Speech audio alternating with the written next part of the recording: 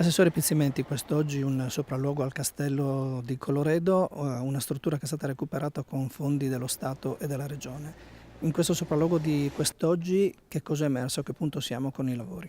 Beh, intanto era la prima volta che venivo, quindi era giusto, anche essendo assessore proprio a chi segue questo tipo di intervento, fare un sopralluogo in un'opera importantissima, perché secondo me è l'emblema della chiusura, della ristrutturazione e della ricostruzione del post terremoto del 76 e secondo me questo potrebbe essere assolutamente anche l'inizio di una prospettiva di sviluppo per l'area.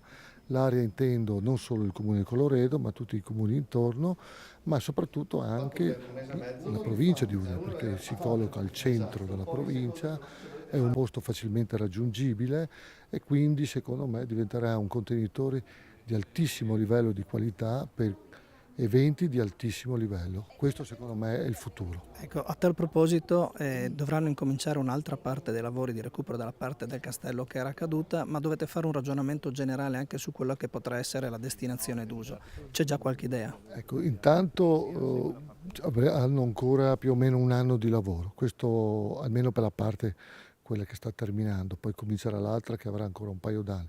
Nel frattempo io ho già parlato con i colleghi sia del turismo che della cultura per capire quali potrebbero essere le potenzialità di quest'area e soprattutto quelle che potrebbero essere le idee.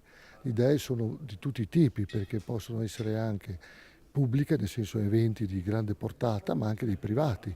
Mi riferisco ai convegni, alle riunioni industriali, del commercio, qualsiasi tipo di evento che, visto la bellezza del castello, potrebbe dar lustro anche al convegno stesso.